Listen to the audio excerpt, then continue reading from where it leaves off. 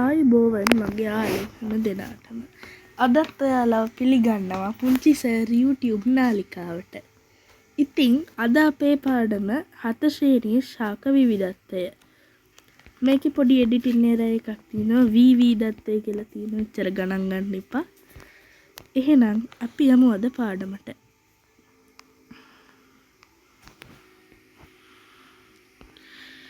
ශාක විවිධත්වය. ඉතින් ශාක රාජධානිය අපිට බෙදන්න පුළුවන් ප්‍රධාන කොටස් දෙකකට. ඒ රූපීය ලක්ෂණ අනුව. ඒව තමයි සපුෂ්ප ශාක සහ අපුෂ්ප ශාක. සපුෂ්ප ශාක සහ අපුෂ්ප ශාක. සපුෂ්ප ශාක කියන්නේ මල් හට අපුෂ්ප ශාක කියන්නේ මල් හට නොගන්නා ශාක. මෙව්වගේ බීජ ප්‍රජනන කටයුතු සිදු කරන්නේ මෙව්වගේ අතු හරි මොකක් හරි එහෙමත් නැත්නම් මලකින් හට නොගන්නා බීජ හට ගන්න ශාකයක් තියෙනවා. ඒ වගේ වගෙන් තමයි මේ වගේ බීජ ව්‍යාප්තිය සිදුවන්නේ. සපුෂ්ප ශාකවල මල් හට ගන්නවා බීජ නිපදවනවා. හැමදාම ඉතින් ගෙදර ගෙන් එළියට බහැපු ගමන් තියෙනවා මේ වගේ ඕන එකක්. ඉතින් මෙන්න උදාහරණ තියෙනවා ටිකක්.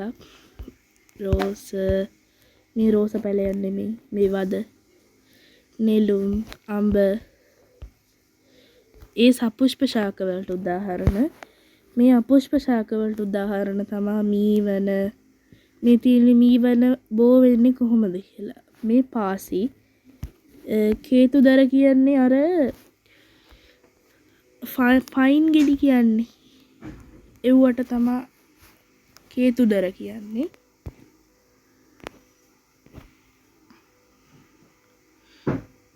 මේ තමා හරි. එතකොට ඒ කොටස ඉවරයි. ඔයගොල්ලන්ට ඕන නම් මේක පොඩි පොතක් අරගෙන ලස්සනට ඒක ලියා ගන්න. මේ තියෙන්නේ ශාකයක තියෙන්න ඕන ප්‍රධාන කොටස් ටික. තක්කාලි පැලයක හොඳට මෙව අපිට බලා ගන්න පුළුවන්. මුලින්ම ශාකයේ උඩම තියෙන්නේ මේ චූටි දලුත් එක්ක හැංගිලා තියෙනවා එකක් අග්‍රස්ථ අංකුරය කියලා. අංකුර තවත් තියෙනවා මෙතන පාර්ශ්වික අංකුර තියෙනවා.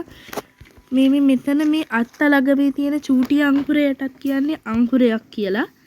පාර්ශ්වික අංකුර නෙමෙයි. පාර්ශ්වික අංකුර කියන්නේ අංකුර දෙකක් හෝ තුනකට වැඩි ප්‍රමාණයක් එකතු වෙලා හැදිච්ච අංකුර ජාලයකට. අග්‍රස්ථ අංකුරය තමයි ගසේ උඩම තියෙන්නේ. අග්‍රස්ථ අංකුරයක් හොඳට බලා ගන්න පුළුවන් පොල් ගහක එහෙම. පොල් ගහ පොඩ්ඩක් ලොකු වෙද්දිම උඩට එනවා චූටි අත්තක් වගේම පොඩි එකක්. ඒකට තමයි අග්‍රස්ථ අංකුරය කියන්නේ. ඊට පස්සේ තියෙනවා මේ මගේ ශාකේ විදිහට ඊළඟට තියෙන පුෂ්ප. මේක නම් කොහේ වුණත් තියෙන්න පුළුවන්. ඒකින්ද මේක මෙතනමයි තියෙන්නේ කියලා එකක් නැහැ. ඊළඟට තියෙන්නේ අතු. මෙව්වා ගැන නම් මම මහලොකුට කියන්න යන්නේ නැහැ. පුෂ්ප ගැන කතා කරනවා පුෂ්පයක කොටස් කියලා වෙනම වීඩියෝ එකක් ගේනවා මම. ඒකේ වද මලක් එහෙම පෙන්නලා ඒක කරනවා මම. ඊට පස්සේ ඵල. මේ තියෙන්නේ ඵල කියන්නේ ඉතින් ඵල නෙමෙයි. ගෙඩි වලට මොකක් හරි ඒ පුෂ්පයෙන් හටගන්න ගෙඩිය. මේ තියෙන සපුෂ්ප ශාකයක කොටස්. ඊගාට තියෙන්නේ පාර්ශ්වික අංකුර මං කිව්වා වගේ අංකුර 3ක් හෝ 4ක් එකට එකතු වෙච්ච අංකුර ජාලයකට තමයි පාර්ශ්වික අංකුර කියන්නේ. පත්‍ර. මෙව්වට පත්‍ර කියලා විතරක් නෙමෙයි දල පත්‍ර කියන්නේ මෙව්වට. කොලේට දල පත්‍ර කියලා ලියනවා නම් හොඳයි. ඊගවට කඳ. කඳෙන් තමයි ශාකය දරාගන්නේ. ඉතින් මෙන්න මේ ටිකට කියනවා ප්‍රරෝහ පද්ධතිය කියලා. ඒ කියන්නේ අග්‍රස්ථ අංකුරය, පුෂ්ප, අතු, ඵල, පාර්ශ්වික අංකුර, පත්‍ර, කඳ මේ හැම එකක්ම එකතු වුනහම ඒ කියන්නේ ශාකයේ පොළවට සම්බන්ධ වෙලා තියෙන කොටස. ඒ කොටසින් ඉහළ තියෙන හැම දෙයකටම අපි කියන්නේ ප්‍රරෝහ පද්ධතිය කියලා. එඩිටින් එකක් ප්‍රරෝහ නෙමෙයි ප්‍රරෝහ. කෙටි ඇදේ අයින් කරන්න ඕනේ ඒකේ. ඊළඟට අපි යනවා මෙන්න මේකට. මේක මං කිව්වේ සපුෂ්ප ශාකයක් විතර නෙමෙයි මේක මුදුන් මූල පද්ධතියක් සහිත සපුෂ්ප ශාකයක්. ඉතින් මේක තක්කාලි පැලයන්නේ සාධාරණයි. මේ තියෙන්නේ පාර්ශ්වික මුල්. තන්තු මුල් නෙමෙයි. පාර්ශ්වික මුල් වෙනයි තන්තු මුල් වෙනයි. තන්තු මුල් නෑ කිසිම මුදුන් මූල පද්ධතියකට. ඌවට කියන්නේ පාර්ශ්වික මුල් කියලා.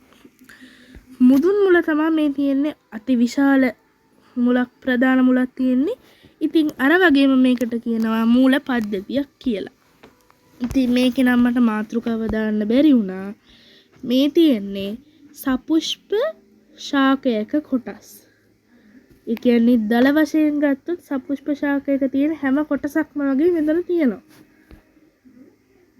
ඊළඟට ශාක මූල පද්ධතිය ප්‍රධාන කොටස් දෙකකට බෙදෙනවා. taproot system and fibrous root system. taproot system කියලා කියන්නේ මුදුන් මූල පද්ධතියකට. fibrous root system කියන්නේ ඉතින් අනිත් එක තන්තු මූල පද්ධතියකට. මේකත් මේක එහෙම ඕනනම් නෝට් කරගන්න. පොතක තියෙනවා නම් අඩගත්තොත් හොඳයි. ශාක කොටස් නම් කරන්නව කියලා වෙනවා නැත්නම්. ඉතින් මේකේ fibrous root system කියන එක හරිම ලේසි. taproot system කියන එක තමයි චුට්ටක් විතර අමාරු එකක් තියෙන්නේ. මේකට මුදුන් මූල පද්ධතියක ලක්ෂණ. මුදුන් මූල පද්ධතියක කඳේ පාදයෙන් පාදයට යටින් ප්‍රධාන මුලකින් විහිදී ගොස් ඇති පාර්ශ්වික මූල ජාලයක් පිහිටා තිබේ. මේ තියෙන්නේ මුදුන් මුල. මේකෙන් අපිට ඒක බැලුව හැකියි. මේ තියෙන්නේ මුදුන් මුල. මේ තියෙන්නේ කඳේ පාදය. පාදයට යටින් විහිදී ගියපු මුදුන් මුලෙන් ගොඩාක් දුරකට විහිදී යන ශක්තිමත්. ඒ කියන්නේ මේ මුල් ශක්තිමත් ලේසියෙන් ගලවන්න බෑ.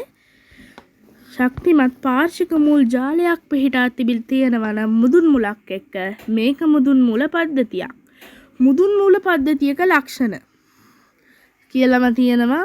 මේ දුන් මූල පද්ධතියක කියලා ඒ ටික නෑ මෙතන. ඒ කියන්නේ චූටි එඩිට් කරද්දි චූටි ගැටලුවක් ආවා. ඒ ටික හිතෙන් ඇත අරගන්න. මේ මුදුන් මූල පද්ධතියක් ඇති ශාක. රාබු කැරට් කියන එක දෙක නම් ගන්න එපා පුතේ. රාබු කැරට් වලට කිසිම මුදුන් මූල පද්ධතියක් නැහැ. මට ඒක පස්සේ මතක් වුණේ. මෙතනින් ඉන්න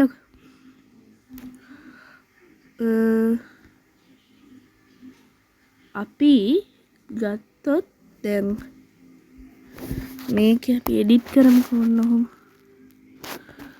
අන්න හරි සේව්. දැන් ඔයගලන්ට මතකයිනේ අපේ මාතෘකාව මුදුන් මූල පද්ධතියක ලක්ෂණ. ඒක තමයි මාතෘකාව. හරිද? සේව් වෙන්නේ නැද්ද? කොයි? ක්ලෝස් කරමු අපි. සමාවෙන්න. ඉතින් මේ ටික ඔයගොල්ලෝ ස්කිප් කරන්න චුට්ටක් බෝරින්. හරි මෙන්න මෙහෙම ආවොත් අපි ආපහු යමුකෝ ඒ තිබ්බ විදිහටම. මෙන්න මෙහෙමයි. අඹ නුග කියන ගස්වල අඹ ගහේ තියෙන මුදුන් මූල පද්ධතිය වෙනයි නුග ගහේ තියෙන මුදුන් මූල පද්ධතිය වෙනයි. මොකද මේ නුග ගහේ තියෙනවා කරු මුල් කියලා જાතියක්. මූල පද්ධති නෑ ශාක මුල් විවිධත්වය කියලා මම වෙනම කොටසක් ගේනවා. ඒකත් මේ නෑ අද වීඩියෝ එකේ ඒක නැහැ. මේ රාබු කැරට් කියන්නේ භූගත කඳන් සහිත ශාක. අපි මේ කන්නේ කඳ. හරිද? මුලක් නෙමෙයි. හොඳින් මතක තබා ගත යුතුයි. මුලක් නෙමෙයි. හරි. තන්තු මූල පද්ධතිය. තන්තු මූල පද්ධතියක් කියන්නේ මට මේකට හැඳින්වීමක් දෙන්න බැරි වුණා. ලියා ගන්න. තන්තු මූල පද්ධතියක් කියන්නේ කඳෙහි පාදයෙන් පහළ මුදුන් මූල පද්ධතියක් වෙනුවට මකුළු දැලක් ඒ කියන්නේ ජාලයක්සේ විහිදුණු කුඩා ඒ කියන්නේ එකම ප්‍රමාණයකින් විශාලත්වයක් තියෙන මුල් විශාල ප්‍රමාණයක් තියෙනවා නම් ඒක තන්තු මූල පද්ධතියක්. තන්තු මූල පද්ධතියක ශූහ නෙමෙයි මේක තන්තු මූල පද්ධතියක ලක්ෂණ. සංයතියත් එක්ක බලද්දී බොහෝ සමාන ප්‍රමාණයේ සිහින් තන්තුමය මුල් තියෙනවා. මේ බලන්න මේ මෙව්ව හරි මේ තියෙන භූගත කඳේ මුල් ටික එකම ප්‍රමාණයක මුල් තියෙන්නේ. දැන් මේක බලන්න මේ මුදුන් මුල් මේ තියෙන තන්තු මුල්. මේ බලන්න අර එකම ගානට ගිහින් තියෙන්නේ. එතකොට 2 ව්‍යුහය තනි ප්‍රධාන මුලක් නොමැත. පොකුරක් ලෙස වර්ධනය වේ. ඒ කියන්නේ තනි ප්‍රධාන මුලක් නැහැ. දැන් මුදුන් මුලක් කියන්නේ ප්‍රධාන මුලකින් විහිදිලා තියෙන්නේ. නෑ මේක එහෙම නෑ. කෙලින්ම කඳේ පාදයට මේ හැම මුලක්ම කඳේ පාදයට සම්බන්ධ වෙලා තියෙන්නේ. මේ තියෙන්නේ තන්තු මුල් වල තියෙන පාර්ශ්වික මුල්. තන්තු මුලේ අර අග තියෙන චූටි තවත් කොටසක් අන්තට්ටුවක වගේ. මේකේ තියෙන කාර්යය තමයි පස මනාව අල්ලාගෙන සෝදාපාලු වැළැක්වීම සහ ජලයේ පෝෂක අවශෝෂණය කරගන්න. ඒ කියන්නේ දැන් මේකෙන් කියන්නේ මුදුන් මුල් වලට වඩා ශක්තිමත් කියලා නෙමෙයි.